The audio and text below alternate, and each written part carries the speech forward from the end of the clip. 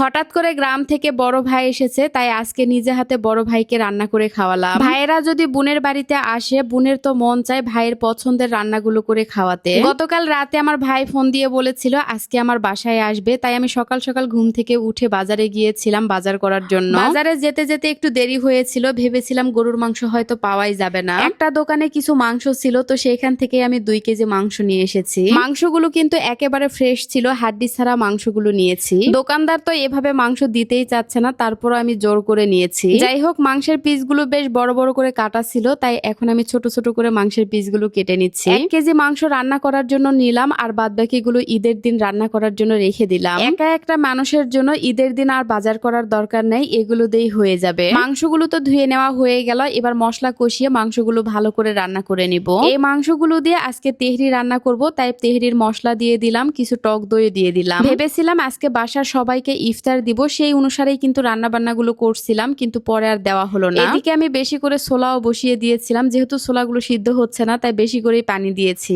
বাজার থেকে আসার পরে আমি ছোলা এবং ডাল ভিজিয়ে রেখেছিলাম, কিন্তু এই অল্প সময়ের মধ্যে কোনোটাই ভিজেনি। বেশি করে ডাল ভিজিয়ে রেখেছিলাম, যেহেতু সবাইকে ইফতার দিব, বড়া বানাতে হবে। কিন্তু আমার 2-3টা রান্না বান্না করতেই সময় শেষ হয়ে গেছে, যার জন্য আর আজকে ইফতার দিতে পারিনি। পুরা রোজার মাসটা গেল, বাসায় তেমন ইফতারের আয়োজন করা হয়নি, কারণ একা মানুষের জন্য ইফতারের আয়োজন করতে একদমই ইচ্ছে করে না। বড়া বানানোর জন্য ডাল রেডি করে নিলাম, আর এদিকে গরুর মাংস রান্না করা হয়ে গেছে। ছোলা তো এখনো সিদ্ধ করতেই পারিনি, প্রেসার কুকারটাও নষ্ট হয়েছে, যার জন্য প্রেসার কুকারেও দিতে পারিনি। এবার আমি একে একে পেঁয়াজগুলো ভেজে নিলাম, আজকে অনেকগুলো পেঁয়াজও ভাজা হয়েছে। ইফতারের পরে পেঁয়াজগুলো বসে বসে খাওয়া হবে। যাই হোক, এক পাশে পেঁয়াজও ভেজে নিচ্ছি, আর এই পাশে আমি তেহরি রান্না করব। ভেবেছিলাম অল্প করে তেহরি রান্না করব, কিন্তু চাল অনেকগুলো ভিজিয়ে রেখেছিলাম, যার জন্য বেশি করেই রান্না করা হয়েছে। ছোলা রান্না করা হলো না, কারণ ছোলা সিদ্ধ করতেই পারিনি। এদিকে ইফতারের সময় হয়ে গেছে, ঝটপট করে সবকিছু রেডি করে নিয়ে সবাই মিলে ইফতার করতে বসলাম। বাসায় একজন গেস্টও ছিল, তো আমরা সবাই মিলে একসাথে ইফতার করলাম। এখন এই তো সেহরির জন্য রান্না করব। সেহরির জন্য যা যা রান্না করা হবে সবকিছু আমি রেডি করে নিয়েছি। এরপরে আমি একে একে রান্নাগুলো বসিয়ে দিচ্ছি। প্রথমে করলা ভাজি বসিয়ে দিলাম,